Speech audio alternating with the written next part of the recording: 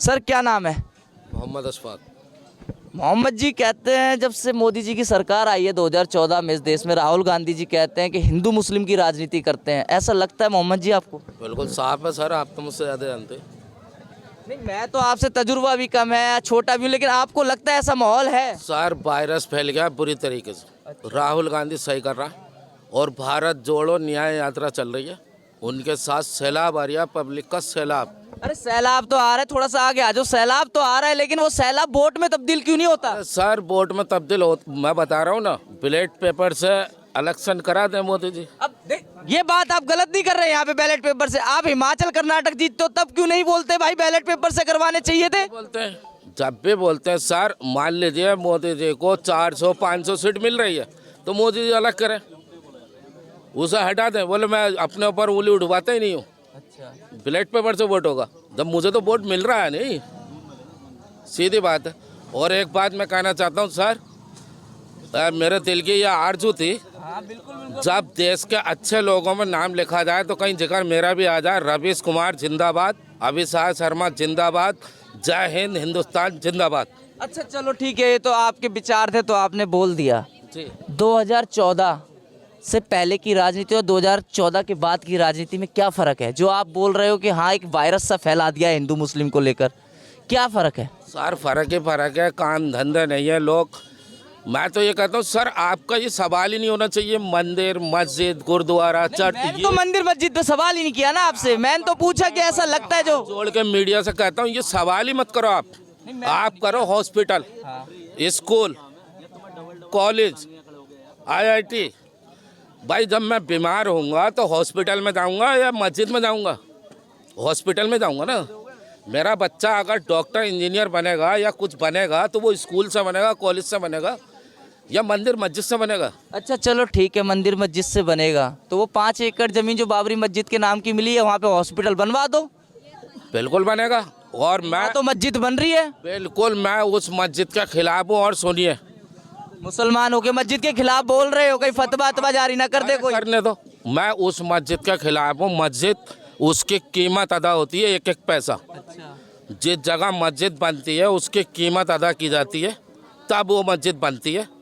उस ज़मीन के मैं पूरी तरीके से खिलाफ हूँ। वहाँ हॉस्पिटल बनना चाहिए या कोई बड़ा कॉलेज बनना चाहिए जो हमारे देश के हर धर्म के लोगों का काम आए।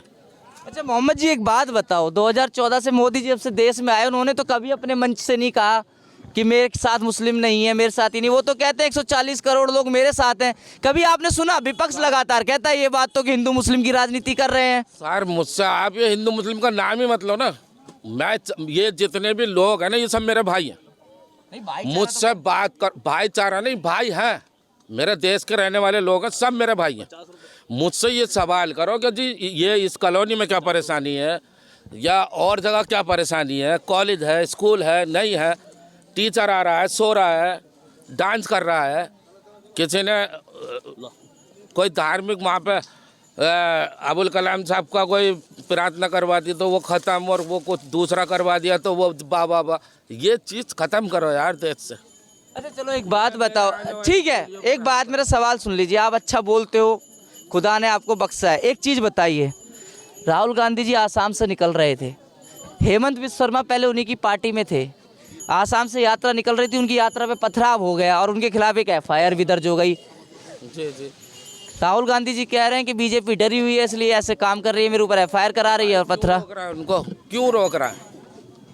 क्यों रोक रहा है भाई? सारा देश सबका है, देश सबका है, वो भी अपनी यात्रा निकाल रहा है और इतनी ज़्यादा पब्लिक आ रही है। तो भाई मैं तो देख रहा हूँ सोशल मीडिया पे, गोदी मीडिया तो मैं देखता नहीं हूँ।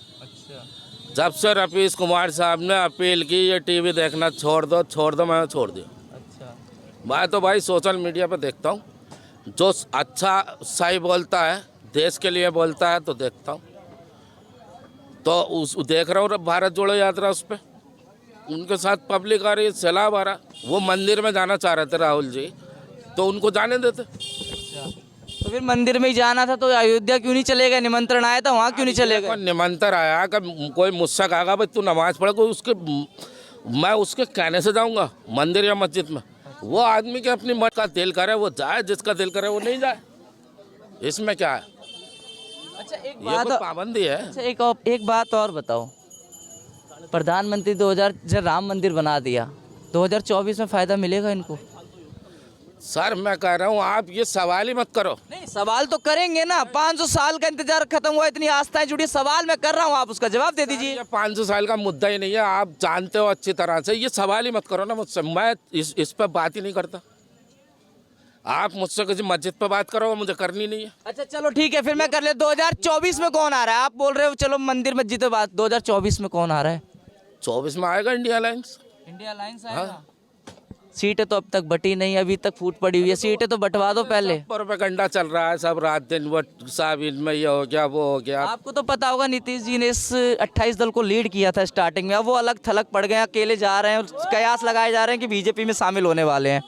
ये सब झूठ है, ये पब्लिक को डाइवर्ट करने की सब बातें हैं। ये सब अब एक आध महीने में 15-20 दिन में सब हो जाएगा, सब देख जाएगा। अच्छा आप दिल्ली में बैठे हो, दिल्ली में व्यापार कर रहे हो, दिल्ली में केजरीवाल जी की सरकार है।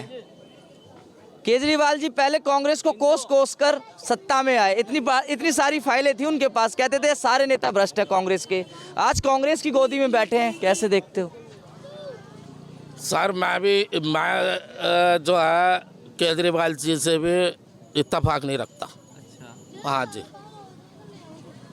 ये हमारा देश कोई डायलॉग बोल के आए, फिल्मी डायलॉग जैसे हम पिक्चरें देखते चले आ रहा है, और वो देश पे आके बैठ जाओ और पब्लिक जो है हमारे देश की सीधी पब्लिक है, भोली पब्लिक है, वो बह जाती है।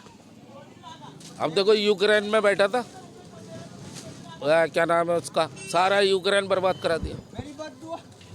वो मसला बातचीत से हल हो सकता था, ना इतने सारे लोग मारे जाते, ना उसके देश का नुकसान होता, कुछ भी नहीं होता। लेकिन वो एक कलाकार आदमी था, उनने डायलॉगबाजी में सब खत्म करवा दिया। भाई तजर्बेकार आदमी चाहिए। राहुल जी कहते हैं ना बत्तख के बच्चे को तैरना नहीं सिखाया जाता, राहुल जी हैं बत्तख के बच्चे, उनकी वो जगह पे पल के पड़े हुए हैं। यानी मैं पैंट बेचता हूँ ना, मेरे बच्चे को यहाँ खड़ा करेंगे आप, तो उसे मुझे बताना नहीं है तुझे इतने की बेचनी है, वो ऑटोमेटिक बेच लेगा। और मुझे ज़रूरत पड़ती है, स्कूल की छुट्टी हो तो मैं लाता भी हूँ।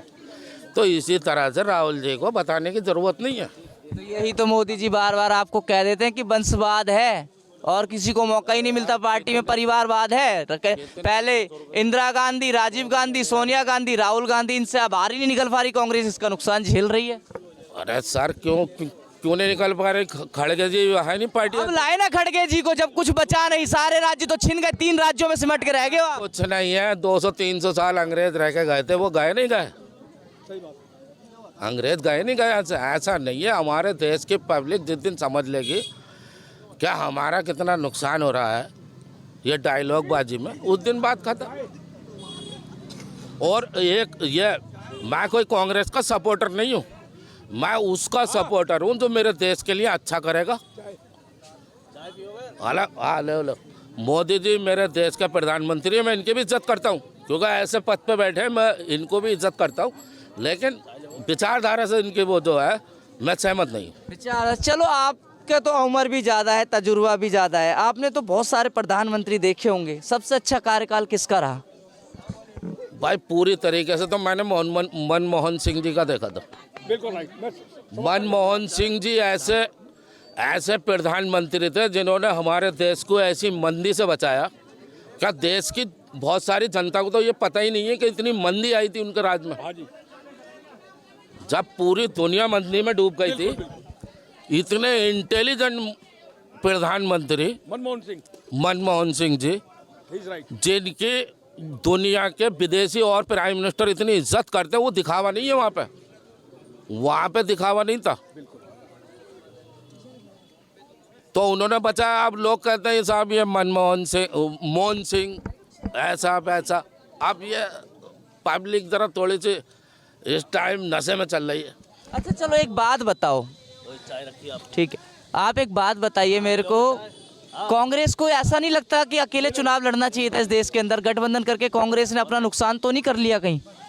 सर देखिए, मैं इतनी बारीकी तो समझता नहीं हूँ, लेकिन हम चाहते हैं हमारे देश का भला हो। हमारा देश कितना पीछे है यार, अमेरिका कहाँ पहुँच गया, जापान मैंने सुना एक दिन न्यूज़ में सिंगापुर हमसे बाद में शायद आज़ाद हुआ। सिंगापुर ऐसी कंट्री है कि भाई साहब कागज़ नहीं फेंक सकता आदमी। हम धूल मट्टी अगर ना खाएं तो बीमार पड़ जाएंगे, इतनी धूल मट्टी। अबे भाई इस पे काम होना चाहिए। ये सब ये देखो, इसी पे काम होना चाहिए हमारे देश में, ना कि किसी वंशवाद या कोई बिरादरीवाद, हिंदू मुस्लिम। ये तो हो गई बात। अब एक बात और, दिल्ली में हो अब, कांग्रेस और आम आदमी पार्टी का अलायंस है, इंडिया गठबंधन में दोनों ही शामिल हैं। कितनी कितनी सीटों पे चुनाव लड़ना चाहिए? देखिए साहब, मैं ये बात मैं समझता नहीं हूँ। आप बोलते भी अच्छा हो, समझते भी सब, जवाब नहीं दोगे लेकिन। नहीं, वो उनका जो है उनका आपस का मामला, वो खुद करें। तो यही तो मामला नहीं सुलझ रहा उनका, यही तो मसला नहीं सुलझ रहा। यार ये सब प्रोपेगेंडा चल रहा है, गोदी मीडिया पर सब ये चल रहा है कि इनमें फूट पड़ रही है, ये ऐसा वैसा।